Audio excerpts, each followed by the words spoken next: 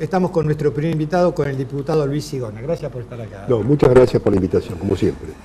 Bueno, usted volvió a la Cámara de Diputados en diciembre en virtud de que la elección del 2013 había quedado, como se dice vulgarmente, en la puerta. Así es, yo era número 13, habían entrado 12 y finalmente ante la renuncia de Insaurralde ingresé yo, como usted bien dice, en la última sesión de diciembre. Sigona, ¿ha notado algún cambio en la Cámara cuando usted se fue el año anterior? Porque usted estuvo precisamente hasta el 2013, a la que llegó ahora. En términos, digamos, de el ambiente en el que se desarrolla la política, ¿o no? ¿O sigue una Cámara totalmente dividida, donde es muy difícil acordar, donde las posiciones están muy enfrentadas y es difícil el acuerdo? Yo le voy a contestar con la honestidad que corresponde. Yo participé de esa sesión y se terminaron las sesiones ordinarias. En todo enero no hubo actividad en la Cámara y la hay ahora porque la presidenta convocó extraordinarias. Es decir, con honradez no he tenido la posibilidad del contacto y la percepción. Pero su olfato político, ¿qué le dice? Eso es otra cosa, pero tengo que ser honesto, no puedo decir que ocurre tal cosa cuando yo todavía no he percibido lo que acontece. Yo si me permite, lo voy a expresar desde el punto de vista de lo que me parece que está ocurriendo en general en la actividad política. Y si me permite, haciendo hincapié en la famosa denuncia del fiscal fallecido Nisman y el desgraciadísimo hecho de su muerte al día de hoy de causa dudosa. Yo creo que las cosas se han encrespado fenomenalmente, que ha habido una agudización de los enfrentamientos. Yo creo con honradez que hay una campaña desestabilizadora respecto del gobierno, promovida por un sector corporativo del Poder Judicial, un sector, no estoy diciendo todos, ni que sean la mayoría, pero hay un sector corporativo de fiscales y jueces que primero nos declararon inconstitucional la ley de democratización del Poder Judicial y ahora se oponen clarísimamente a la reforma. Pero el caso de la muerte de Nisman marca una bisagra en lo que es político, judicial y también en la sociedad. Era un antes y un después. Incluso oposición también tienen una... Si usted me permite, yo no creo, estoy hablando intuitivamente, ¿no? Sí. A mí no me parece que en la sociedad haya tal cosa. Yo creo que la sociedad, hablo de la generalidad, de la mayoría. Sí. Yo creo que la generalidad del pueblo argentino tiene otras preocupaciones. El tema nos tiene galvanizados a los que estamos en la actividad política, a determinados sectores sociales, particularmente sectores opositores del gobierno, y efectivamente en todo este ámbito hay una gran efervescencia. ¿Sabe lo que pasa, Sigona? Que en líneas generales los opositores no ganan ni pierden elecciones. Los que ganan y pierden elecciones son los oficialismos. Porque si hacen las cosas bien, la gente los va a votar. Y si hacen las cosas mal, la gente que hace las cosas mal, votan una oposición. Yo creo que, si usted me perdona, que es más complejo el tema. Sí, bueno, pero... mire, perdón, en estos días de vacaciones estuve leyendo el tomo 1 del libro de Alain Rouquier sobre el poder militar en la Argentina. Bueno, va historiando lo que fuere, y cuando llega al periodo de Irigoyen, la descripción que hace de la virulencia con que los sectores mediáticos y de la oposición atacaban al gobierno de Irigoyen me recuerda a lo que está aconteciendo ahora. La Nación, la prensa y crítica eran demoledoras y la imputación siempre la misma: corrupción, deshonestidad, etcétera, etcétera. ¿Y cómo terminó? Con el golpe de Estado del 6 de septiembre del 30, que de los Irigoyen. Usted, como buen peronista, sabe que Perón decía: cuando tuvimos todos los medios en contra, ganamos, y cuando teníamos todos los medios a favor, pues está todo...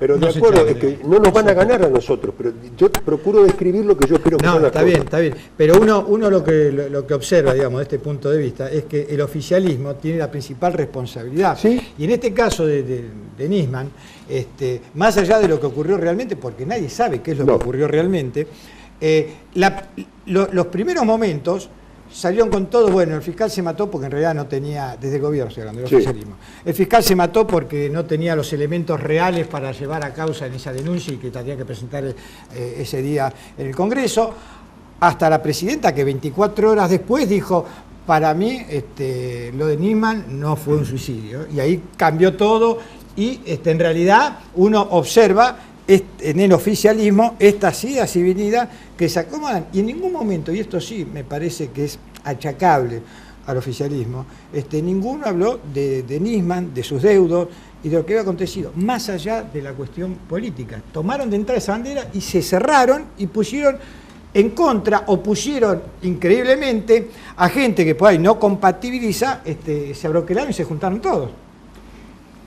Si el gobierno dice mañana vamos a la marcha, el miércoles vamos a la marcha, porque la verdad que es una marcha y vamos a participar de la marcha. Si lo decían de entrada, ¿qué pasaba? Era una marcha opositora. El que quiera que vaya. Sí tengo que enfatizar que tengo la convicción de que la marcha fue generada por un grupo de fiscales que son enemigos del gobierno, que son corporativos y defienden, muchos de los cuales tienen serias deficiencias en su actuación profesional, y es muy desagradable hablar de un muerto criticándolo, pero también tengo que decir que esa fenomenal denuncia que este señor había preparado y que pretendía explicitar ese día en la Cámara de Diputados carece absolutamente de toda solvencia.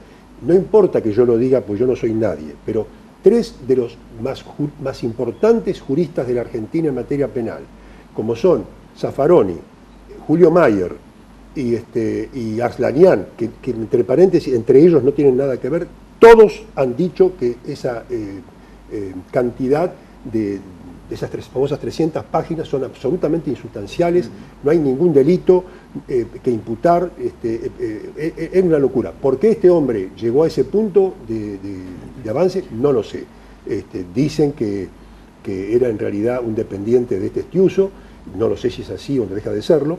Estiuso, digamos, agente de inteligencia, ¿sí? Agente de inteligencia manejada por el gobierno. En esto no puede hacer de periodista, digamos. No, pero entonces, ¿quiénes manejan la agencia de inteligencia? ¿Quién tiene la responsabilidad, más allá del manejo en sí, la responsabilidad? El problema de los servicios de inteligencia creo que es un problema universal. En Estados Unidos, ¿cómo se llamaba? Hoover manejó el FBI durante 40 y pico de años, pasaron no sé cuántos presidentes, y este era el que tenía más poder que los presidentes. En el caso argentino, nuestros servicios de inteligencia provienen de la dictadura militar, y la democracia intentó cosas y lo que fuere, pero hasta el día de hoy no había encarado en profundidad una transformación. La presidenta ahora se está haciendo justamente hay media sanción de ¿sí? Senado, y pasa ya mañana a tratarse legislativamente en diputados. Sí. ¿Trae soluciones yo creo que reformas? La historia, el tiempo que transcurra en el futuro lo dirá. Es decir, sí. Porque uno puede aspirar a que así sea, el tiempo dirá si así es. Yo he estado leyendo, me falta simplemente las reformas que se hicieron hoy en el Senado. El proyecto originario era interesante, en el dictamen de comisiones se hicieron bastantes modificaciones en pos de la transparencia, en pos de perfeccionar el control judicial en los casos que no son estrictamente de defensa nacional, sino de análisis por delitos corrientes y comunes, y sé que en el día de hoy, pero no tengo el detalle. Pero el tratamiento es muy particular de este tema, porque el oficialismo lo trató en el Senado en 2 horas 40. Un récord para tratar un tema pero muy importante. Y la oposición no participa. Bueno, ese es el tema, porque usted fíjese, si la oposición tenía la posibilidad de ir a las reuniones de comisión donde se debatió. No fueron. Si la oposición no va, el oficialismo, hubo objeciones en algunos temas, sí. algunas de las objeciones fueron recogidas, otras no, van al recinto, ya está todo, para el oficialismo está en general consensuado, salvo algunos temas que también se introdujeron, la oposición no va, entonces que se resuelva rápido, y bueno, es lógico. ¿Sabe la sensación que hay en líneas generales, Sigona, que estamos en el horno? ¿En qué sentido? En que, como usted bien dice, por ahí hay algunos fiscales decididamente opositores, sí. Pero también está la jefa de los fiscales, que, porque ella misma lo dice, yo soy una militante del gobierno, con lo cual también es oficialista. Digamos, si hay opositores y oficialistas, y tal cual así, en realidad no hay justicia. Más allá, independientemente de lo que piense cada uno, este es el problema que uno avisora, que en realidad los casos no se tienden a dilucidarse porque sí, sino que tiene que ver la influencia política para que se active, para que no se activen, para que se escondan, para que duermen. Y todo es así en la justicia política. También salta ahora cuando parece que hay un fin de ciclo, si no, hasta ahora tampoco la justicia estaba callada la boca. Siempre la justicia tiene influencias políticas, desde los oficialismos y desde las oposiciones. Y como usted bien apunta, sobre todo al final del ciclo de un gobierno, es cuando, como le diría, se despiertan afanes investigativos y desarrollo de las causas y lo que fuere. Es así, forma parte, me parece, de las cosas humanas. Yo creo que, como usted sostiene, efectivamente hay que procurar hacer que la justicia sea lo más aséptica posible y que no dependa de criterios. No digo que no dependa de criterios políticos, porque la política tiene que ver con todo esto. Es decir, un juez no puede ser un máquina que vino de Marte y cayó acá. Un juez es un hombre con ideas, con ideología, con etcétera, etcétera. Lo que no debe haber es partidismo, ni en un sentido ni en el otro. Bueno, tenemos que bregar para que así sea. Sigona, el cambio de jefe, usted hablaba de que algunos avisaron un fin de ciclo, otros no, obviamente, pero en las últimas 48 horas, al menos a ojo de buen entendedor, se ha reencalentado bastante la política dentro de la interna del oficialismo. Habida cuenta que antes de ayer, con la presidenta haciendo una teleconferencia, Randazzo, uno de los precandidatos, hizo un discurso directamente de candidato a presidente con el aval de la presidenta. Digamos, digo el aval de la presidenta porque en un momento la presidenta dijo nada y sabemos que Cristina, por su forma de ser y más en política, abarca todo. Si lo dejó hablar y lo dejó hablar tanto es porque evidentemente esto estaba pautado o predeterminado. Y uno observa que Scioli, que era el candidato natural, evidentemente se está complicando la cuestión. ¿Usted cómo lo observa? ¿Cómo lo ve, digamos, desde el seno del peronismo? Yo lo veo de esta manera. Yo creo que es positivo que tengamos más de un candidato posible. Más de un candidato con posibilidades, con antecedentes. Yo reivindico la tarea del gobernador como gobernador de la provincia de Buenos Aires y sus antecedentes en el Ejecutivo Nacional. Reivindico también lo de Randazzo. Randazzo es un ministro extraordinario, un tipo que arregló el problema. Ustedes se acordarán lo que era sacar el DNI durante décadas en la Argentina, y Randazzo lo solucionó. Y el tema del ferrocarril, acá estamos enfrente del ferrocarril, digo del nuestro, de Sarmiento, y vemos las cosas extraordinarias que ha hecho. Entonces yo veo con mucho placer que tengamos más de uno que merezca ser candidato a presidente de la República. Y bueno, participarán estos dos y a lo mejor alguno más de las PASO. ¿Pero es Cristina la gran electora? No lo sé.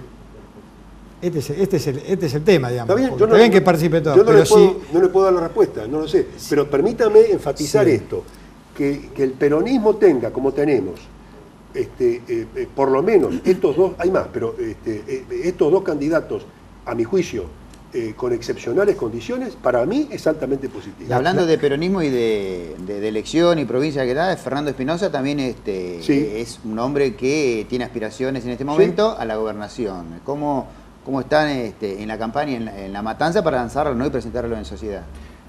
Es obvio que a mí me comprenden las generales de la ley. En ausencia temporaria por su problema de enfermedad de Alberto Balestrini, Fernando es mi jefe. Y como matancero, en primer lugar, ¿qué más quiero, qué más puedo querer que un hombre del distrito sea gobernador de la provincia de Buenos Aires? Pero hay más que esto. ¿Hubo alguna vez algún gobernador en la provincia de Buenos Aires de La Matanza? Que yo sepa, no. Pero hay más que esto. Está la extraordinaria tarea de Fernando como intendente de La Matanza. La experiencia de Fernando gobernando un distrito de 2 millones de habitantes, que equivale a una provincia, que equivale a más que muchas provincias. Seguro, sí.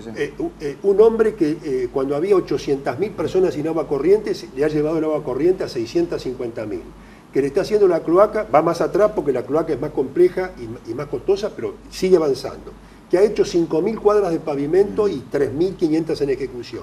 Que está licitando el Metrobús desde la General Paz hasta el confín de La Matanza, que inicia la licitación para hacer el estacionamiento subterráneo. ¿Por Provincias Unidas? Claro, digamos, que hoy se llama Presidente Perón. Provincias Unidas, toda la ruta, digamos, desde la General Paz hasta allá, una cosa extraordinaria.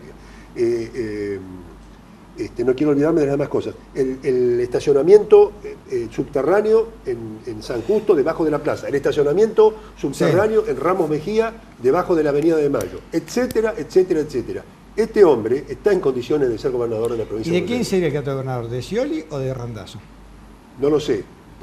Para mi gusto, que sea del peronismo de La Matanza y de gran parte del peronismo de la provincia de Buenos Aires. Ahora aparece otra incógnita con esta posición y ver para adelante, ¿no?, las candidaturas y en el caso de ganar, llegar. La intendencia quedaría con un lugar para alguien de La Matanza. ¿Quién sería el candidato? Hay más de uno. ¿Cigoña puede ser? No, Cigoña no. ¿No? A mí me parece que, digamos, Verónica Magario es una candidata muy buena, excelente. En ese caso sería la primera mujer también sería sí, sin duda, en La Matanza sería la primera. Dansky ha manifestado su voluntad de competir y aparecerá alguno más. Pero por eso digo, que en buena hora que aparezcan. Claro. Sigona, gracias por haber venido. No, gracias a ustedes como siempre. Seguiremos invitándolo. Sí, señor.